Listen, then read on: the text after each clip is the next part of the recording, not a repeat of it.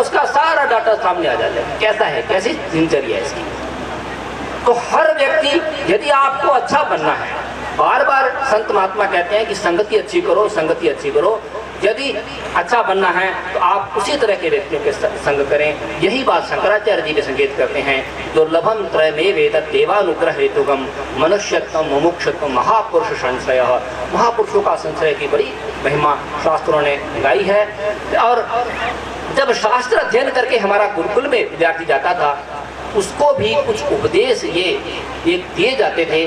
और आज भी वो काशी हिंदू विश्वविद्यालय में तो आज भी वो परंपरा बनी हुई है, क्योंकि अध्ययन के बाद में विद्यार्थी का आचार्यों के प्रति कैसा उसका भाव रहे, सम्मान रहे और उसकी संगति का अच्छा प्रभाव हो, उसके लिए उसको कुछ 3-4 उपदेश दिए जाते थे गुरुकुल में। आज भी काशी हिंदू विश्वविद्यालय में जो दिए जाते हैं, उसमें पहला उपदेश दिया जाता था उसको कि मातृ देवो भव, कि अध्ययन के बाद में उच्च शिक्षा प्राप्त कर ली, यदि माँ का ही उसने सम्मान नहीं किया, हो सकता है माँ उससे कम पढ़ी लिखी हो, प्राय होती भी कम पढ़ी है, तो उसके बाद में ऐसा ना हो कि गुरुकुल में अध्ययन करने के बाद में कोई विद्यार्थी के जिन में अहंकार आ जाए और माता का तिरस्कार कर दे। उसने सबसे पहले जब अध्ययन कर उच्च शिक्षा के बाद में उसको कुछ उपदेश दिए जाते थे साधुता के, संस्कार के, शिक्षा के। उसमें सबसे पहला उपदेश होता था मातृ देवो भव। जो व्यक्ति माँ का सम्मान नहीं करता, कितनी भी पूजा पाठ करता रहेगा, उसके सारे निष्फल हो जाते हैं। इसलिए उसको सबसे पहला उपदेश दिया जाता था मातृ देवो भव। और दूसरा उपदेश उसके लिए होता है वही संगत साधु के लिए, संस्कारों के लिए, पितृ देवो भव। पिता देवता यस्य तादृशो भव, अर्थात मेरा देवता तो पिता ही है, ऐसा भावना को, अर्थात पिता का सम्मान भी उतना ही उच्च सम्मान करते हुए, यद्यपि वो पिता से भी ज्यादा पढ़ लिया होगा, उससे भी उच्च शिक्षा प्राप्त करके उच्च पद पर पहुंच गया होगा, पर उसके लिए पिता पिता ही है, पिता से बड़ा वो नहीं हो सकता। इसलिए वो संस्कार उसके अंदर ना आए तो उच्च शिक्षा के बाद में भी। इसलिए दूसरा उपदेश उसके लिए होता था पितृ देवो भव। और तीसरा होता है आचार्य देवो भव।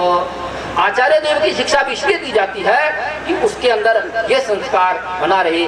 जिन्होंने हमने प्राइमरी स्कूल में, प्राथमिक विद्यालय में भी जिन्होंने शिक्षा दी, वह आचार्य हमारे लिए पूज्य हैं, वह गुरुदेव हमारे लिए पूज्य हैं। आज हम लोग आगे बढ़ रहे हैं तो उनकी कृपा प्रसाद हम पर बना हुआ है। तो आचार्य देवो भव, पितृदेवो भव, मातृदेवो भव, पितृदेवो भव, आचार्य देवो भव। और उसके बाद में चतुर्थ उपदेश उसके लिए होता है अतिथि देवो भव, अर्थात आए गए अतिथि का भी हम सम्मान करें। उस तरह यदि हम सम्मान करते हुए भारतीय संस्कृति की जो उदात्त भावना है जो कबीर ने बताई, और कबीर दर्शन पर चर्चा करते हैं तो उसके बहुत सारे पहलू हैं। एक पहलू तो उसका ये है कि बहता पानी निर्मला, खड़ा जो गंदला होई, साधु तो रमता भला, दाग न लागे कोई।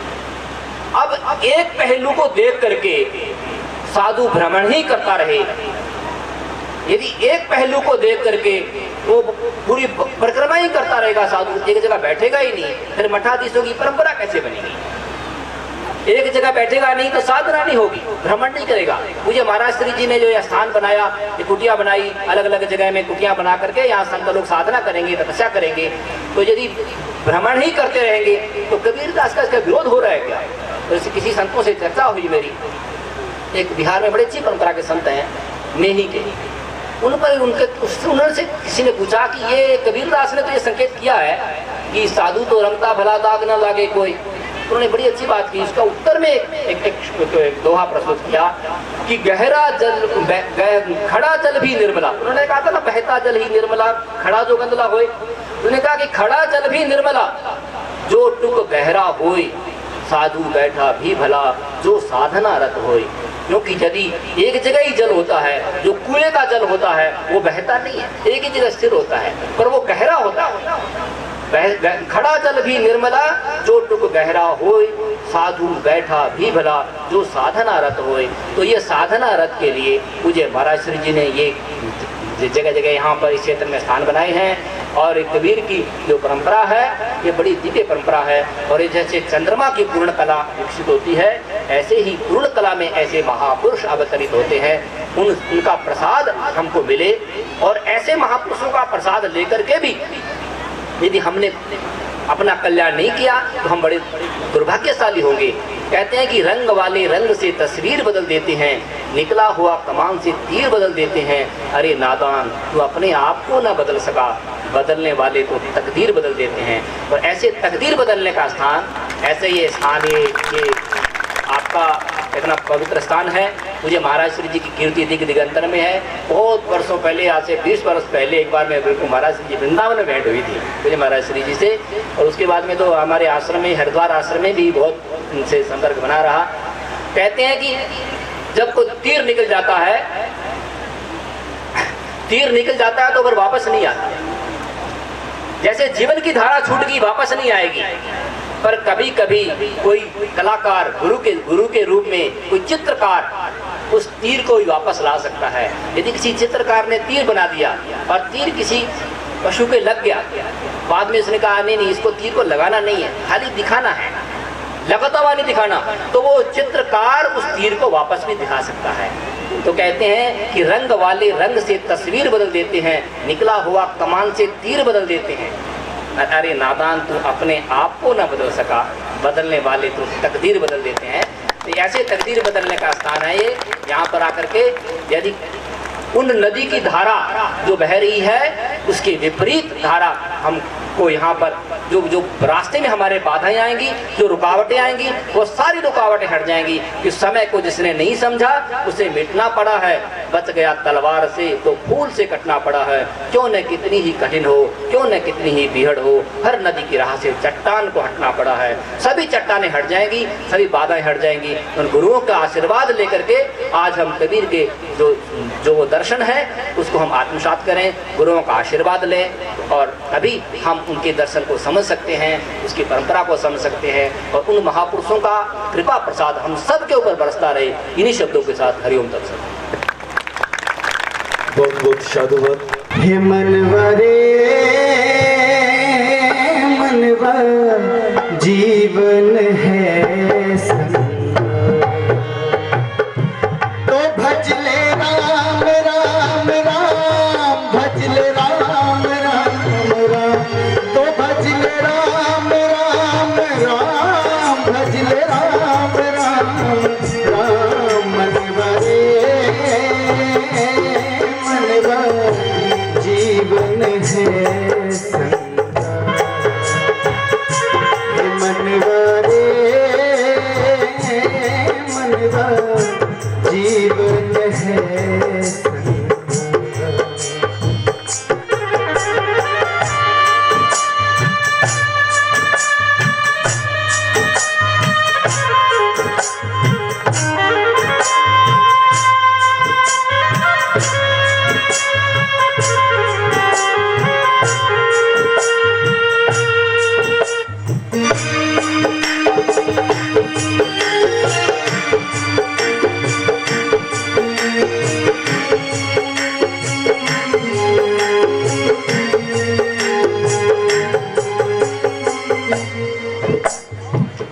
लोक यही परलोक यही है, यही धरा और यही धरा और यही पुरातन नारायण है, यही सनातन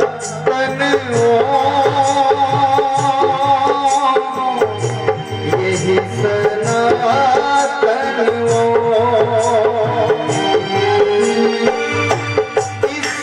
इससे बड़ा नहीं कोई नाम,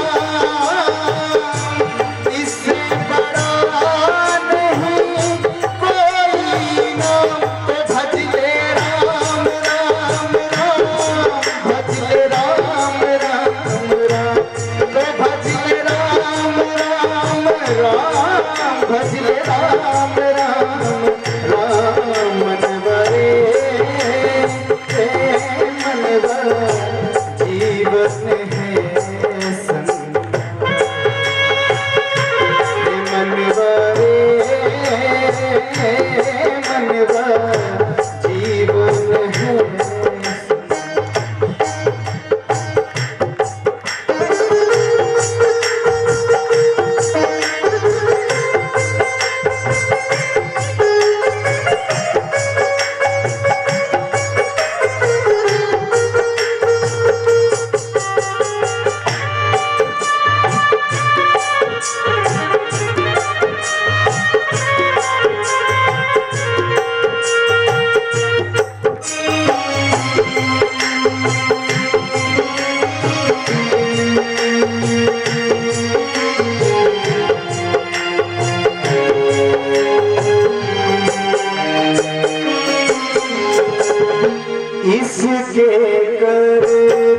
अजब अनोखे गजब के इसके में गजब के इसके में सूर्य चंद्र के दीप जलाता बिन बाती बिन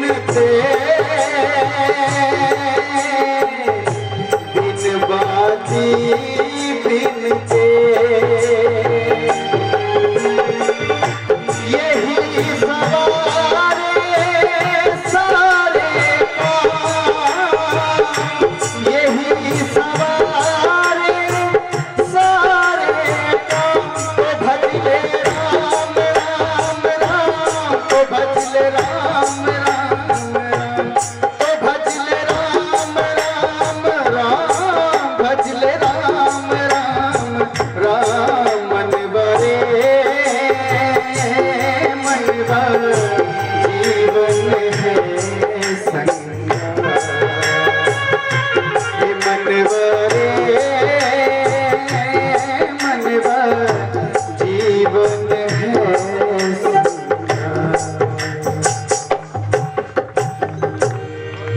बोलिए सतगुरु महाराज की।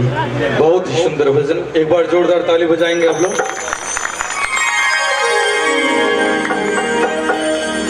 अब आइए जिन महापुरुषों की प्रवचन थोड़ा तो सीखो उनसे, कोई नहीं पूछेगा बिल्कुल। और जिसको जल्दी है वो उठ ही जाओ, फिर उठ जाएंगे। लेकिन सोच समझ के उठना। हम बाबा लोग हैं, जब अंदर आते ना महाराज प्रकाशानंद गेट के, तो बाहर गेट के ऊपर 2 मिनट खड़े होके मंत्र बोल के आते हैं कि जो सबसे पहले उठ के जाए ना उसके साथ 6 भूत भी चले जाए। अब जाके देखो तुम पहले। बोले शंकर भगवान की।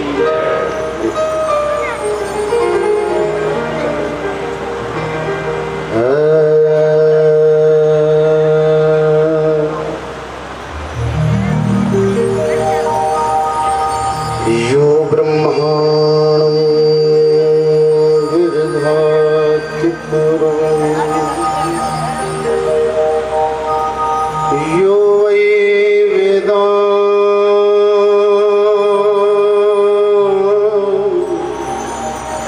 प्रणिहोति तस्मै त्वहमात्मदेव बुद्धि प्रकाशम्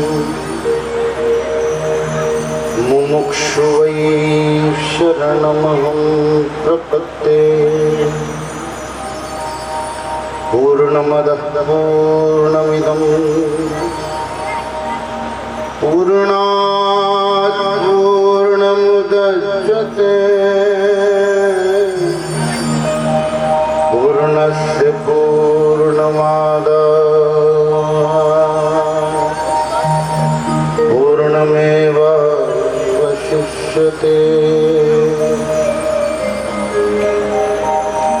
बोलिए सद्गुरुदेव भगवान कबीर साहेब जी महाराज की। स्वामी जी लंगर चल रहा है, भोजन लेके आए क्या नहीं आप लोग? भोजन किस किस ने नहीं किया? हाथ खड़े करो। तो जिन्होंने नहीं किया वो ना बोलो, जिन्होंने किया वो तो बोलो। बोले सद्गुरुदेव भगवान की। तुम्हारी सुस्ती को देख के हम सुस्त हो गए तो गड़बड़ हो जाएगी। बस में लिखा रहता ना कि 1, 2, 3 नंबर सीट पर सोना, यहाँ तो सारी बस सोई पड़ी। जोर से बोलिए कबीर साहेब जी महाराज की, जितवानंद जी महाराज की, सब संतों की। अकारण करुणा वरुणालय भक्त वांछा कल्पतरु ऑर्डर दानी भूत भावन चंद्रमौली भगवान सदाशिव, जिनकी महती अनुकंपा से आप मृत्यु लोक के वासियों को ज्ञान चर्चा श्रवण करने का मौका मिलता है।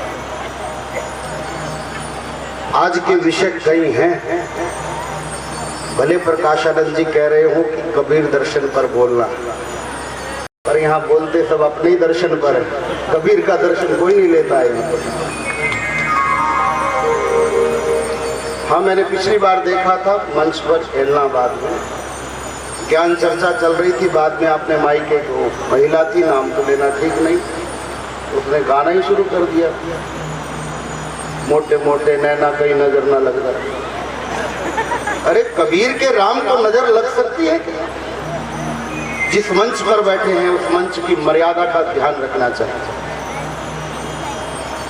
चर्चा चल रही है कबीर के दर्शन की। याद रखना एक बात, कबीर शब्द के मार्फत परमात्मा को पुकारते हैं। आइए हम कबीर के मार्फत उस शब्द को जान लें। याद रखना, बिना कबीर बने, बिना कबीर हुए कबीर को नहीं जाना जा सकता। कबीर को तब जानोगे जब कबीर बनोगे। आप अपने आप को पूर्णता से जानते हैं, दूसरे को पूर्णता से नहीं जानते। प्रकाशानंद जानता है कि प्रकाशानंद कौन है, केशवानंद जानता है कि केशवानंद कौन है। केशवानंद को जो देख करके बाहर से अंदाजा लगाया जा सकता है कि इनका जीवन कैसा है, इनका व्यक्तित्व कैसा है, लेकिन बिना केशवानंद हुए केशवानंद को नहीं समझा जा सकता। और याद रखना, बिना कबीर हुए कबीर को भी नहीं जाना जा सकता है। जब कबीर बनोगे तब कबीर को समझोगे। कबीर का दर्शन क्या है, विचार की बात। कबीर कोई एक सूत्र के बंधे हुए व्यक्ति नहीं। प्रकाशानंद जी महाराज कह रहे थे कि जब जब समाज में कुरीतियां आती हैं, जब जब समाज में अव्यवस्था बढ़ती है, तब तब संत आते हैं। महाराज, कोई समय ऐसा नहीं रहा जिस समय में संत इस समाज में न रहे। प्रकृति की अगर आप लोगों को सबसे बड़ी कोई देन है तो वो संत है। संत से बड़ी देन ना तो परमात्मा तुमको दे सका है और ना प्रकृति ही तुमको दे सकी है। प्रकृति और परमात्मा ने अगर सबसे बड़ी कोई देन दी है तो तुमको सदा सर्वदा के लिए संत दिए हैं, जिससे कि तुम अपने व्यक्तित्व को परिवर्तित कर सको। चर्चा चल रही थी, पोथी पढ़ पढ़ जगमुआ, पोथी पढ़ पढ़ जगमुआ, भयो न पंडित कोई।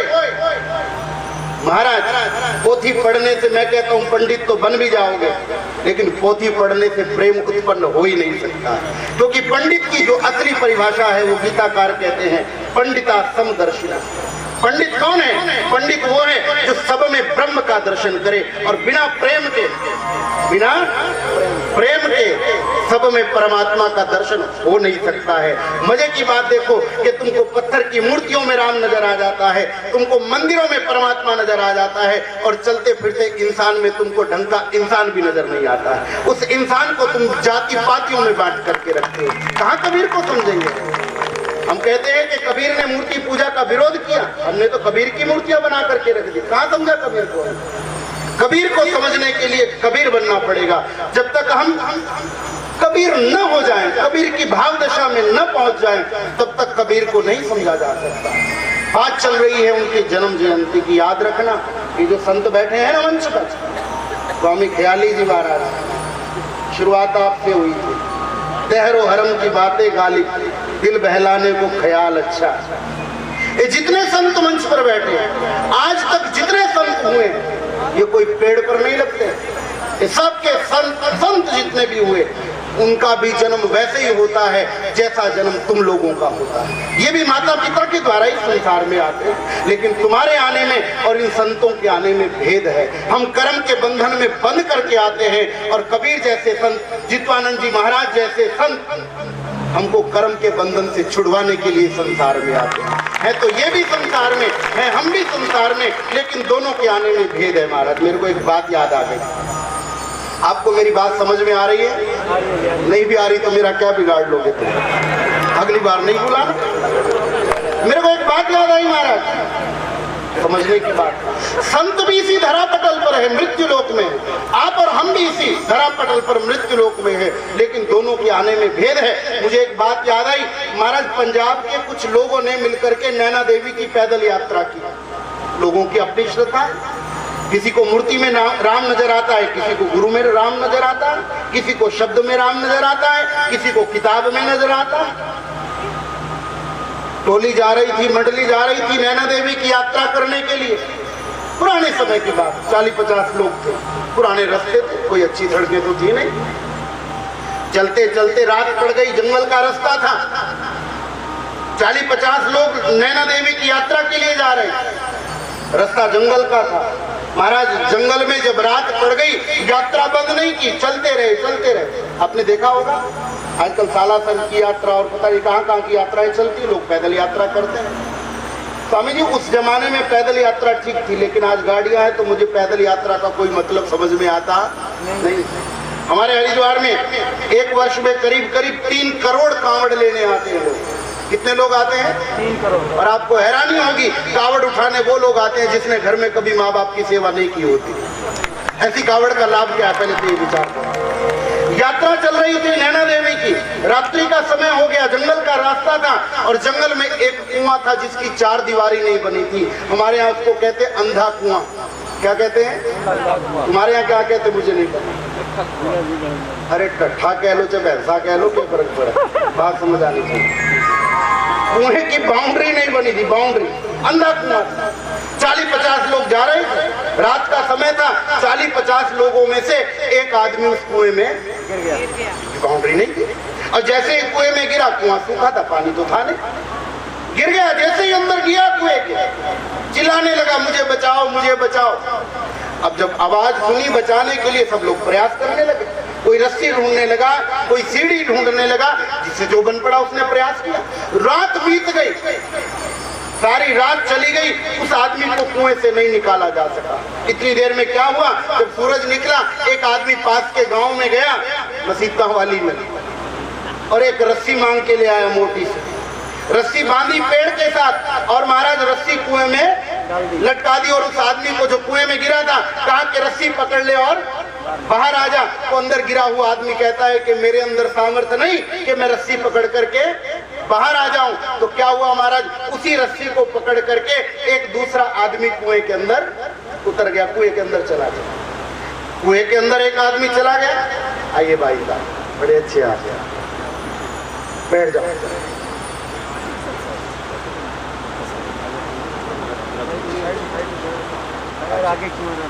ये तो बड़े अच्छे हैं, सोने करा के गए।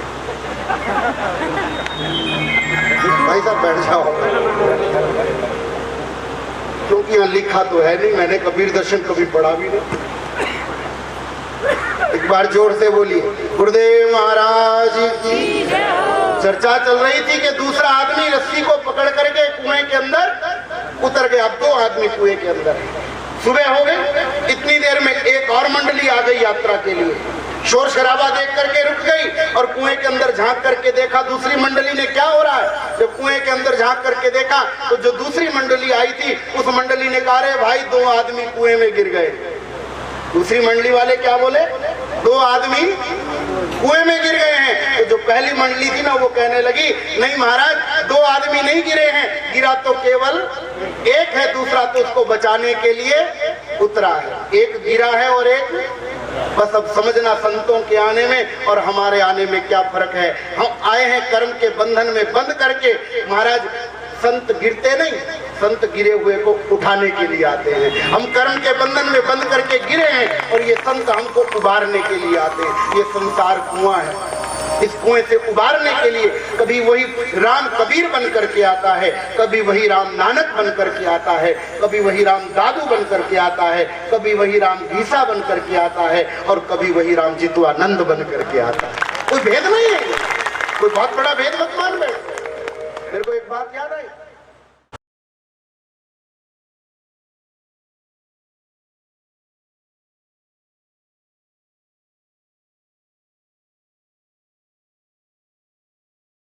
अभी थोड़े दिन पहले उज्जैन में कुंभ का मेला चल रहा था, शायद महात्मा लोग गए भी होंगे। वहां हमने भागवत की कथा की, सुनने जैसी बात, भागवत की कथा हम कर रहे थे तो एक दिन के लिए हमने स्वामी रामदेव जी को बुला लिया। रामदेव जी का नाम सुना है? हाँ, किसने नहीं सुना? महाराज केशवानंद जी बुरा नहीं मानना, गजब हो गई बाबाओं की। 14,000 करोड़ का रिटर्न भरा बाबा जी। मैंने पिछले 10 साल में एक डॉक्टर नहीं देखा, एक इंजीनियर नहीं देखा। बाबा भी जब चाहे ना दुनिया को बदलने की सामर्थ्य रखते हैं। महात्माओं में सामर्थ्य होती है। उज्जैन में भागवत की स्वामी जी कथा चल रही थी। एक दिन के लिए हमने रामदेव जी को बुला लिया। ये बनी घटना बता रहा हूँ। रामदेव जी को बुला, उन्होंने कहा ठीक है स्वामी जी हम शाम को 5:30 बजे आ जाएंगे। अब 5:30 बज गए, 5:45 बज गए, 6 बज गए। मैंने 6 बजे फोन मिलाया उनको कि स्वामी जी आए नहीं। 6 बजे जब मैंने फोन मिलाया, स्वामी जी ने तो फोन उठाया नहीं, फोन उठा लिया उनके चेले। मैंने पूछा स्वामी जी कहाँ हैं? क्या पूछा? स्वामी जी कहाँ हैं? तो चेला कहता है कि स्वामी जी तो जेल में। क्या बोला स्वामी जी? तो मैं तो डर गया कि स्वामी जी जेल में कहाँ कौन? बोले महाराज घबराओ नहीं, कैदियों को प्रवचन सुनाने आए। ध्यान देना, बाबा भी जेल में और कैदी भी, लेकिन दोनों के जेल में होने में भेद है। संत भी दुनिया में है, संत भी संसार में है और आप लोग भी संसार में हैं, लेकिन इनके यहाँ आने में और आपके आने में बहुत बड़ा भेद है महाराज।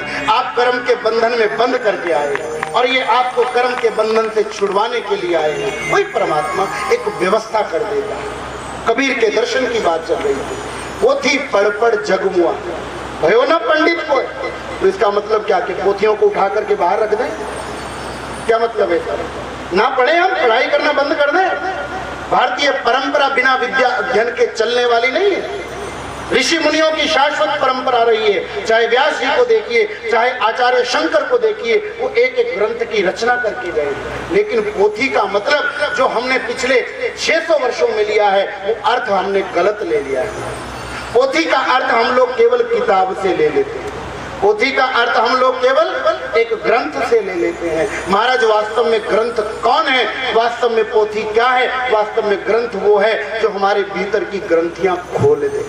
ढाई अक्षर की आप बात कर रहे हैं महाराज। दुनिया के जितने विशिष्ट शब्द हैं, जरा व्याकरण को गौर से पढ़िए। ये केशवानंद जी PhD करके घूम रहे हैं। दुनिया के जितने विशेष शब्द हैं वो सब 2.5 अक्षर के हैं। कितने अक्षर के हैं बोलो? अरे बोलो। माइया नहीं बोल रही महाराज। मेरी शक्ल पसंद नहीं आ रही तुमको? बोलती क्यों नहीं फिर? प्रसिद्ध अक्षर, प्रसिद्ध जितने भी महाराज, जितनी भी महत्वपूर्ण चीजें सब 2.5 अक्षर की है। बोलिए प्रेम, बोलिए कितने अक्षर का है? बोलिए श्रद्धा कितने अक्षर की है? बोलिए आस्था कितने अक्षर की है? बोलिए निष्ठा कितने अक्षर का है? बोलिए प्यार कितने अक्षर का है? बोलिए ज्ञान कितने अक्षर का है? जितनी महत्वपूर्ण चीजें मिलेंगी, स्वामी जी केशवानंद जी कह रहे थे राम 2.5 अक्षर का है। महाराज राम को तो पकड़ लिया, मैं तो कहता हूं कि मुसलमानों का अल्लाह भी 2.5 अक्षर का है। देख लो कौन 2.5 अक्षर से बचा? विचार करने की बात है, चिंतन करने की बात है। वास्तव में पोथी पढ़ने का विरोध नहीं करते हैं कबीर जी। अगर पोथी पढ़ने का कबीर जी विरोध करते तो उनको फिर कबीर सागर रचना रचने की जरूरत क्या थी? उन्होंने अपने दोहे लिखे हैं, उन्होंने अपनी साखियां लिखी हैं, उन्होंने अपनी शब्दावली को लिखा है। वो ग्रंथ के विरोधी नहीं है, वो पोथी के विरोधी नहीं है, लेकिन वो विरोधी उस चीज के हैं कि कहीं तुम पोथी को पढ़ करके अहंकार से मत भर जाना कि हम बहुत बड़े ज्ञानी हो गए हैं। और आज के समय में होता वही है, 4 अक्षर जानने वाला अपने आप को ज्ञानी मानने लग जाता है। ग्रंथ को पढ़ तो लेता है, लेकिन ग्रंथ उसके भीतर उतरता नहीं है। हमारे जीवन की समस्या है कि हम ग्रंथ को तो मानते हैं पर ग्रंथ की बात नहीं मानते हैं। महाराज ग्रंथ को रुमाले चढ़ाने से कुछ नहीं होने वाला। हिंदू लोग मूर्तियों की पूजा किए चले जा रहे हैं, मूर्तियों को कपड़े पहना रहे हैं, और अन्य धर्म में नाम नहीं लूंगा, वो ग्रंथ की पूजा किए चले जा रहे हैं। ग्रंथ को रुमाला चढ़ाना, ग्रंथ को भोग लगाना, ये क्या है? ये कहीं ना कहीं उसी की पूजा है जिसकी रोकथाम करके गए। महाराज महापुरुष जिस बात को समझाना चाहते हैं, वास्तव में हमने उनको नहीं समझा।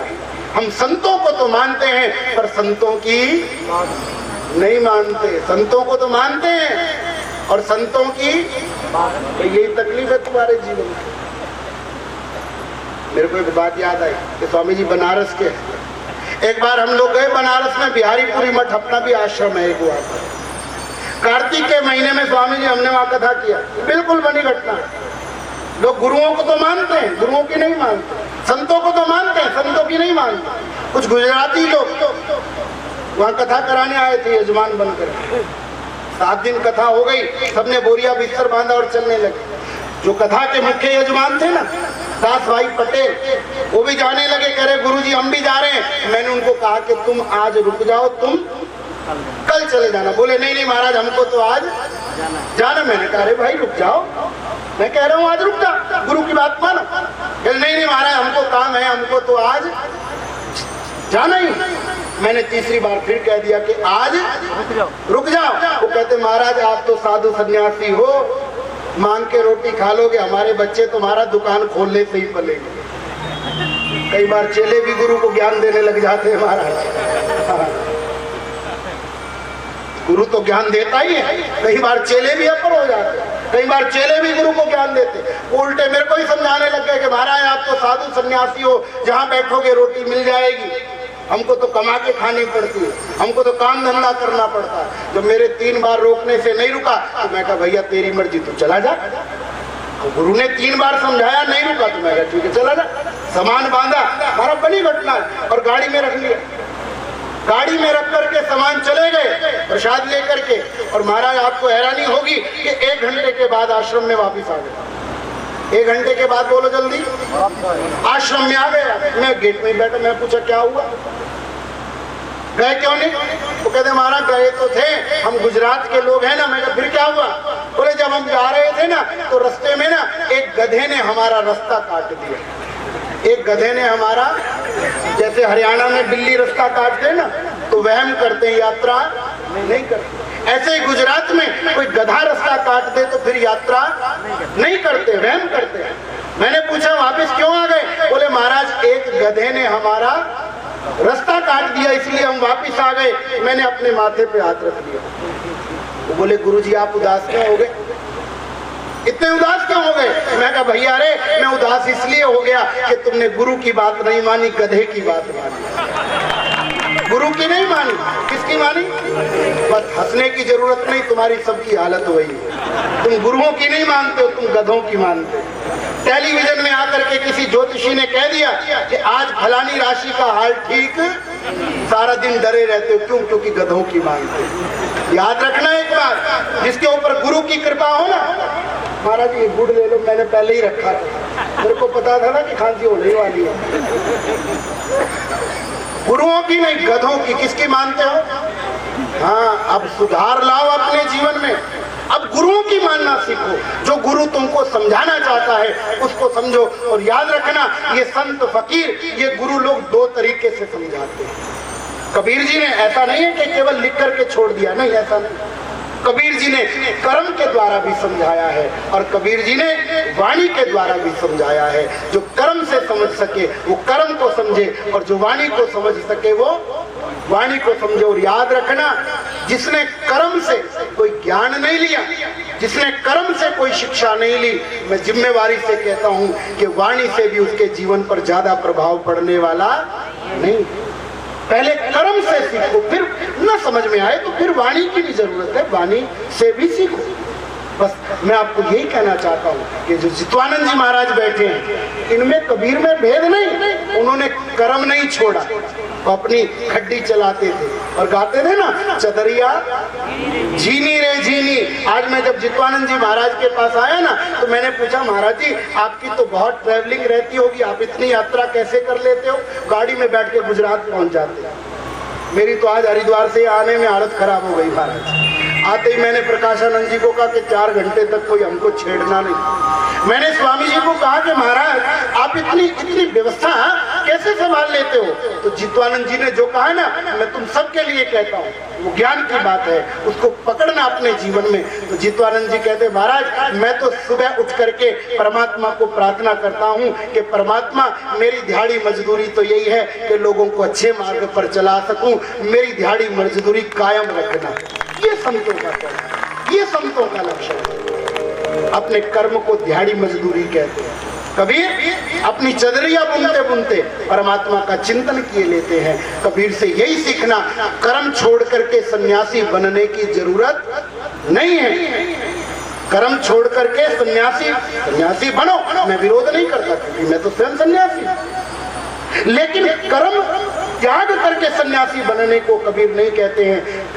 कबीर कहते हैं कि हाथ काम में और मन राम में। हाथ काम में और मन, बस ये समझ लो तो समझो कि कबीर दर्शन तुम्हारे समझ में आ गया है। बाबा बुल्ले शाह कहते हैं हथ कारवल ते दिल यारवल, मतलब हाथ से काम करते रहो और मन में किसको बिठा करके रखो? अरे बोलो, तुम्हारे साथ होता है उल्टा, बिल्कुल पक्की बात। बैठे होते हो सत्संग में, बैठे कहाँ हो? अरे बोलो, और हमारी ताई कह रही हो बाबा कदसी बंद करेगा। ध्यान घर का आ रहा, चिंता नींद का हो रहा, नहीं समझ में आई बात। होना क्या चाहिए समझिए, जहां हम बैठे हैं वहां हम पूरे बैठे हों। हमारा जीवन टुकड़ों में बंटा है, हमारा जीवन अधूरा है। और कबीर कहते हैं कह कबीर में पूरा पाया, और अगर पूरे को पाना है ना तो पूरा बनना पड़ेगा। अधूरे व्यक्ति को कभी पूरा नहीं मिलता है। परमात्मा पूर्ण है, अगर पूर्ण परमात्मा को जानना है, अगर पूर्ण परमात्मा को समझना है तो कबीर कहते हैं कि पहले पूरे बनो। पहले क्या बनो? दोनों में विरोधाभास चल रहा है। एक कहता है कि चलती, जैसे पानी चलता भला ऐसे ही साधु भी। अरे बोलो, जैसे बहता पानी भला ऐसे ही, जोर से बोलो, बहता पानी भला। और तुम तो कहोगे रोटी नहीं देनी पड़ेगी, सीधी तरह कह दो महाराज ज्यादा दिन नहीं रहना। समझिए बात को, संत रमता है तो भी संत है, और संत बैठता है तो भी संत है। उसके व्यक्तित्व में भेद नहीं आता। संत परिव्राजक है तो भी क्या फर्क पड़ता है, और संत एक जगह बैठ के तपश्चर्या साधना भी करता है तो क्या फर्क पड़ता है। हमने अगर घूम करके समाज को किसी सूत्र में जोड़ा है संतों ने, तो हमने बैठ करके तपस्या के माध्यम से आप लोगों को ज्ञान का उपदेश भी दिया है। विचार करना एक बात, अगर 25 वर्ष जित्वानंद जी इस गांव में न रहे होते तो क्या इतने महात्मा तुम्हारे नगर में आज आते? जितने कुंभ में भी नहीं आते, तुम्हारे गांव में इतने महात्मा आते।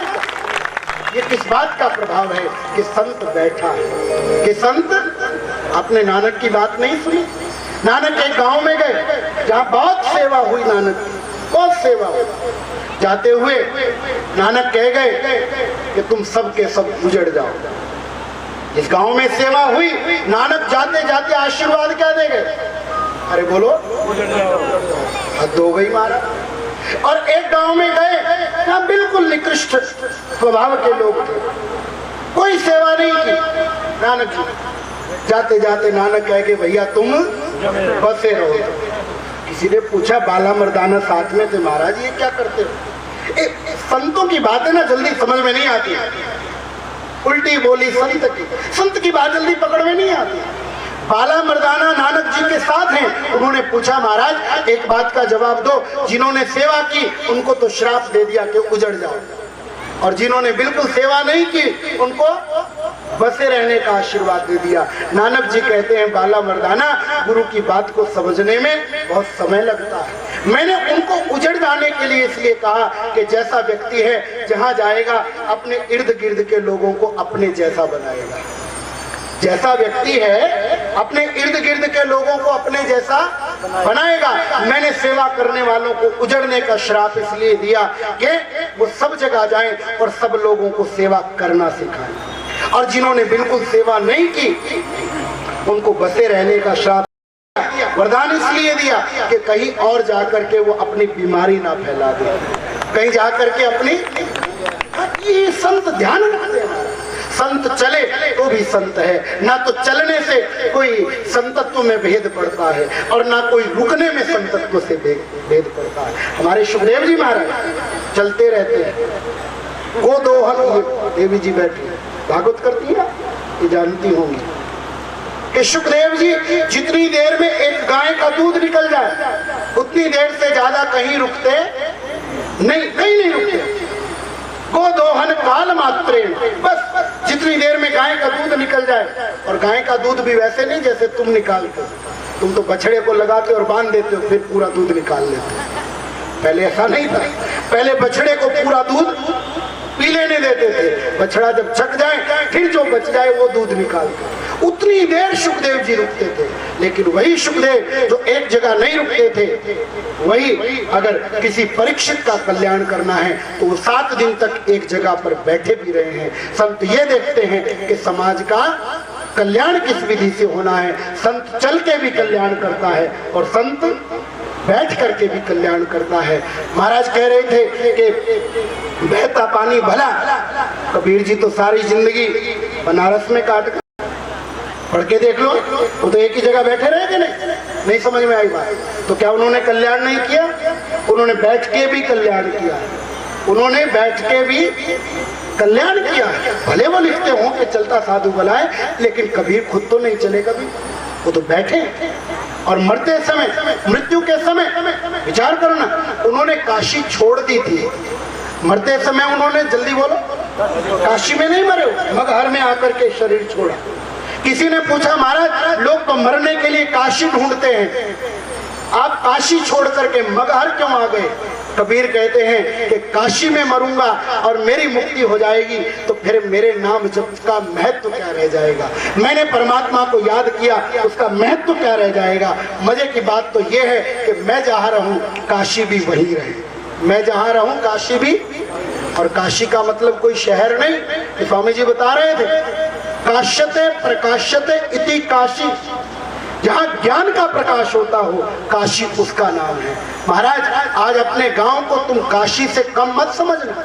आज तुम्हारा गांव काशी है। तुम्हारा गांव क्या है बोलो जल्दी? क्यों? क्योंकि यहाँ ज्ञान की चर्चा होती है। आज तुम्हारा गांव प्रयाग बन गया है। क्या बन गया है? कभी गए प्रयाग? हाथ खड़े करो तो। कम लोग, जाने की जरूरत भी नहीं। इलाहाबाद वालों को, मसीता वाली के लोगों को कभी हरिद्वार प्रयागराज जाने की जरूरत नहीं है। अरे बोलो क्यों? क्योंकि गंगा तो तुम्हारे घर में ही बह रही है, जितवानंद जी महाराज के रूप में। तुमको बाहर जाने की कोई जरूरत नहीं। मैं जो कहना चाहता हूं उसको समझिए। कबीर जी काशी को छोड़ करके मगहर में क्यों आ गए? उसका मूल कारण एक है, वो अपने कर्म को प्राबल्यता देते हैं, स्थान को प्रधानता नहीं देते हैं। वो कहते हैं कि मेरी मुक्ति होगी तो किसी स्थान पर रहने के कारण नहीं होगी, मेरी मुक्ति जब भी होगी मेरे किए हुए सत्कर्मों से होगी। याद रखना, सब लोग काशी में नहीं रह सकते हैं, सब लोग काशी में, लेकिन सब लोग अपने घर को काशी बना सकते हैं। अपने घर में ज्ञान की चर्चा करो। किसकी चर्चा करो? हमारे एक भाई साहब है आजाद महाराज, जिनके घर में पिछली बार रुका था, उनका बेटा है अमित, आया भी होगा शायद। हम जब उनके घर रुके ना महाराज, मेरे को कहता है महाराज मेरा ऐसा मन है कि मैं सारी दुनिया बदल दूं। क्या बोला? अरे बोलो। मेरे को कहता कि महाराज मेरा ऐसा मन है कि मैं सारी दुनिया बदल दूं। मैंने कहा बेटा जो बदलना है ना वो शादी से पहले ही बदल दे। कहता क्यों महाराज? मैं कहा शादी के बाद तो टेलीविजन का चैनल नहीं बदल सकता, दुनिया क्या बदलेगा? नहीं समझ में आई बात? दुनिया क्या बदलेगा? मेरा निवेदन आप लोगों से केवल एक है, जहां रहो उस जगह को काशी बनाओ, वहां ज्ञान की चर्चा करो। किसकी चर्चा करो? हाँ, इतना ही मुझे आपको कहना था। इसके बाद ये माइक वाले भाई ने जरा गला खींचने वाला माइक दिया है। बोले सदगुरुदेव भगवान की। मेरा घाटा करा दिया तूने। पूछ कैसे? मैं एक कथा करने के 3 लाख लेता हूँ। अब ये बैठे हुए गले की कथा सुनेगा कौन भला? बोले शंकर भगवान की, कबीरदास जी महाराज की। 1-2 मिनट के लिए आइए कीर्तन करें, फिर अपनी वाणी को विराम। सदगुरुदेव भगवान की। शार्प सिंहो मेरे सतगुरु दा बड़ा प्यार अनोखा है। सिंहो मेरे सतगुरु दा बड़ा प्यार अनोखा है। समझ आ रही है? हाँ जी, तो दोनों हाथ खोल के ताड़ी बजाओ। 1 मिनट ताड़ी क्यों बजानी है ये भी समझ लो। जो कीर्तन में ताड़ी नहीं बजाता उसको अगले जन्म में लोगों के घरों में जाके ताड़ी बजानी पड़ती है। अब समझ जाओ घरों में कौन ताड़ी बजाता है। और समझाऊं, दोनों हाथ ऊपर करो। सैयों मेरे सतगुरु का बड़ा प्यार अनोखा है। सैयों मेरे सतगुरु का बड़ा प्यार अनोखा है। ये बाकी सारा जग लगदा मैनू तो खाई तो खा है। बाकी सारा जग लगदा मैनू तो खाई तो खा है। ये सैयों मेरे सतगुरु का बड़ा प्यार अनोखा है। सैयों मेरे सतगुरु का बड़ा प्यार अनोखा है। बोलिए सदगुरुदेव भगवान की। एक बार जोर से बोलेंगे कबीर साहिब जी महाराज की जय। सब संतों की जय। जितवानंद जी महाराज जय। हर हर महादेव। स्वामी जी 10 मिनट और बताओ। आवाज थोड़ा बढ़ाओ भैया, ठीक करो इसकी आवाज को। और स्वामी जी को सुनने के लिए सभी लोग आए हुए हैं। और स्वामी जी अभी आधा घंटा भी नहीं हुआ विराम करने लगे। नहीं, मेरे को राजगढ़ वाली माई की चिंता हो रही है। वो गाली दे रही होगी पीछे बैठ। बोले शंकर भगवान की। देखो जो समझने वाला है ना तो इतने में ही समझ जाएगा, और जिसने नहीं समझना, हम कई साल लगे रहे वो फिर भी समझने वाला। तुम्हारे बात समझ में आई? खड़े करो हाथ जिसके समझ में आए, तो फिर जाओ अपने घर यहाँ की बैठे। तो समझ ही आ गई। बुल्ले शाह कहते गल समझ लई ते रोड़ा। पंजाबी समझ लेते हो? बुल्ले शाह कहते गल समझ लई ते रोड़ा की, फिर राम रहीम ते मौला की। जद मैं ते तू दी हद मुक गई, फिर माशा की ते तोला की। अगर बात समझ में आ गई तो एक सूत्र में समझ में आ जाती, और समझ में नहीं आनी तो सारी उम्र किताबें पढ़ते रहो, सारी उम्र ज्ञान चर्चा करते रहो, कोई फर्क पड़ने वाला। हमारे जीवन की प्रकाशानंद जी एक समस्या है, बुरा नहीं मानना। हम लोग सत्संग को, कथा कीर्तन को मनोरंजन की तरह सुनते हैं। किसकी तरह सुनते हैं? अरे बोलो। हाँ, हमको भी कह रहे थे महाराज कि महाराज आपके प्रवचन को सुन के लोग बड़े हंसते हैं। क्या करते हैं बोलो? तुम्हारा हंसाने ही है तो फिर कपिल शर्मा को बुला लो, हमारी क्या जरूरत है? हंसाने का काम तो कार्टून ज्यादा बढ़िया कर देते। समझना जरा बात। ठीक है एक बात कि हंसना जीवन है, हंसना चाहिए, मुस्कुराया करो। मुस्कुराना अच्छी बात है, क्योंकि मुस्कुरा के जिसको गम का जहर पीना आ गया, ये हकीकत है जहां में उसको जीना आ गया। मुस्कुराहट तो जरूरी है जीवन में, लेकिन याद रखना ये जीवन कहीं हंसी हंसी में ना चला जाए। सत्संग में केवल 10, 20, 25 मिनट हंस करके अपने घर चले गए, फिर कोई लाभ नहीं होने वाला। लाभ होगा जब आप उसको अपने जीवन में उतारोगे। लाभ कब होगा? जब उसको आप अपने। देखो एक कबीर जी की बात याद आई महाराज, मुझे नहीं पता कि उनके जीवन की घटित घटना है या नहीं, पर मैंने सुनी है संतों से। तस्मात शास्त्र प्रमाण, शास्त्र का प्रमाण हमारे यहाँ लिया जाता है, लेकिन संत की वाणी को भी प्रमाण माना जाता है। मैंने संतों के मुख से सुना।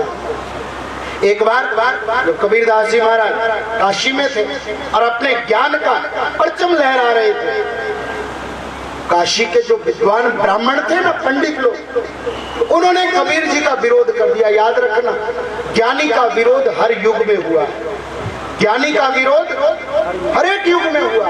और महाराज ज्ञानी के रहते हम ज्ञानी को समझ नहीं पाते, हमको ज्ञानी जाने के बाद समझ में आता है। नानक के रहते हमने नानक को नहीं समझा, कबीर के रहते हमने कबीर को नहीं समझा, जीसस के रहते हमने जीसस को नहीं समझा, आचार्य शंकर के रहते हमने आचार्य शंकर को नहीं समझा। हमारी आंखें बाद में खुलती। काशी के जो विद्वान ब्राह्मण थे, उनके मन में विरोध था कि हम तो कर्म कांड में लोगों को लगाते हैं, कोई पितरों की पूजा, कोई यज्ञ, कोई पिंडदान। हम तो मूर्ति पूजा में लगाते हैं, हम तो कर्म कांड में, यज्ञ में लगाते हैं। और ये कबीर बात करता है तत्व की, बात करता है परात्पर ब्रह्म के ज्ञान की। ब्राह्मणों के मन में आया कि अगर कबीर ने अपना ज्ञान चारों ओर फैला दिया, फिर हमारी दुकानदारी तो, अरे बोलो, बुरा नहीं मानना, ये सब दुकानदारियां हैं, सबकी सब क्या है, जल्दी बोलो।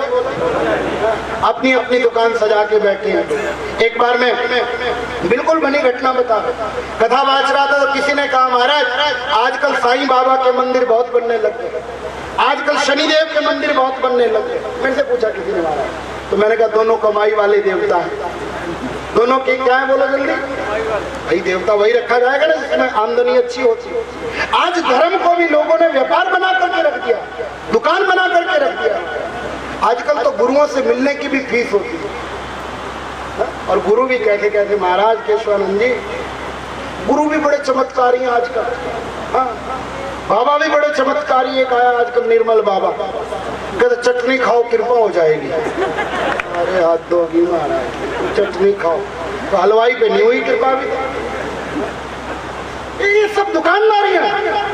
और मजे की बात, हम लोगों को ठगने के लिए वो अपनी दुकानदारी सजा के बैठे हैं, और हम लोग भी अपने आप को ठगवाने के लिए पहुंच जाते हैं। हम असली नकली का भेद नहीं समझ पाते हैं। हमको लगता है कि जो गुरु टेलीविजन में आ रहा है वो ज्यादा अच्छा है, हमको गुरु भी 5 स्टार चाहिए।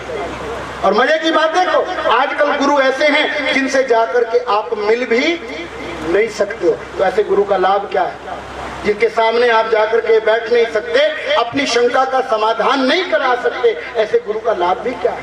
संशय निवृत्ति के लिए गुरु की आवश्यकता है महाराज। गुरु कौन होना चाहिए, जो आपकी पकड़ में हो और आप जिसकी पकड़ में हो।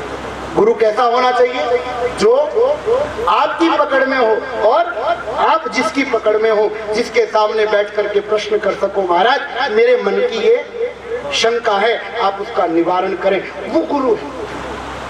ब्राह्मणों को लगा कि हमारी तो दुकानदारी खराब हो जाएगी, अगर कबीर ने ज्ञान का प्रचार कर दिया फिर हमारे पास कौन आएगा। कबीर को नीचा दिखाने के लिए तत्कालिक ब्राह्मणों ने क्या किया, क्योंकि कबीर जी तो पाखंडवाद के दूर विरोधी थे। वाणी में जिक्र आता हमारा नानक देव जी, 3 गज दिया धोतियां हाथ जिना दे वग, आगे कहने ठीक नहीं, 3 गज दिया धोतियां हाथ जिना दे वग, पंडित इनको ना आखिए बनारस के। मैंने नहीं बोला भाई, बोला तो नहीं, समझना बात। उन्होंने क्या किया, तात्कालिक ब्राह्मणों ने कबीर का विरोध कर दिया और सोचा कि कबीर से भी बड़े बड़े संतों को हम बुलाएंगे। संत बड़े छोटे नहीं होते हैं, समझ लेना बात। तुलसी का पत्ता छोटा हो या बड़ा हो तो ठाकुर जी पर चढ़ सकता है, छोटे बड़े का कोई सवाल नहीं। संत बराबर होते हैं, संत समान होते हैं। संतों में भी आजकल कैटेगरियां होती है, तो ठीक है, व्यवहार के लिए बड़े छोटे की मर्यादा होती है, पर अंदर से संत एक ही होते हैं। ब्राह्मणों ने क्या किया, कबीर को नीचा दिखाने के लिए विद्वान ब्राह्मणों का एक सम्मेलन रखवा दिया। सारे शहर के लोग इकट्ठे हो गए सम्मेलन में, संतों की चर्चा सुनने के लिए। कबीर जी को भी पता लगा कि बड़े बड़े उच्च कोटि के महात्मा हैं। कबीर के मन में आया कि साधु का मुख का निकला हुआ एक शब्द भी अगर कान में पड़ जाए तो जीवन बदल जाता है। कबीर जी ने सोचा मैं भी सत्संग में जाऊंगा। उनकी पत्नी ने कहा महाराज बुलावा तो आया नहीं, बुलावा तो। कबीर जी कहते हैं कि 6 घर ऐसे हैं जहां बिना बुलाए भी पहुंच जाना चाहिए। कितने घर? पिता के घर, गुरु के घर, संत के घर, भगवंत के घर, मित्र के घर, राजा के घर, किसी निमंत्रण की आवश्यकता नहीं होती है। कबीर जी ने कहा संतों के यहाँ सत्संग सुनने के लिए कोई निमंत्रण की जरूरत। और आजकल तो गांव के लोग देखते हैं बाबा जी ने हमारे तो कार्ड भेजा कौन है, गांव के लोग इंतजार करते कि कार्ड आएगा तो जाएगा। सत्संग में बिना बुलाए पहुंच जाओ, चिंता करने की जरूरत नहीं। कबीर जी जाकर के नीचे सत्संग में बैठ गए, ऊपर मंच पर प्रवचन चल रहा था। ब्राह्मणों ने देखा कि कबीर जी तो यहाँ भी आ गए। सोचा मन में कि जिसको नीचा दिखाने के लिए सत्संग किया था वो तो यहाँ आकर के बैठ गया, वो तो सत्संग का लाभ ले रहा है। हमारा इतना बड़ा खर्चा करने का लाभ क्या हुआ? कबीर जी को बाहर कर दिया। कबीर जी ने पूछा भैया बाहर क्यों कर रहे हो? बोले महाराज आप नहीं आओगे सत्संग में। कबीर जी बाहर चले गए। अगले दिन कथा कीर्तन सत्संग शुरू हुआ। कबीर जी के मन में आया कुछ भी हो जाए सत्संग तो सुनना ही। घूंघट निकाल करके जाके बैठ गए सत्संग में। लेकिन याद रखना संत छुपाए से छुपता, खांसी की बीमारी नहीं छुपा करती। किसी ने इत्र लगाया हो परफ्यूम वो छुप नहीं सकता है, ऐसे ही संत भी कभी छुपता, घूंघट निकाले पर्दे में रहे, संत नहीं छुपा करता। समझ गए कि ये तो कबीर है। उठा करके 4 आदमियों ने कबीर जी को सत्संग के बाहर पूछा। कबीर जी ने भैया मुझे बाहर क्यों निकाल रहे हो?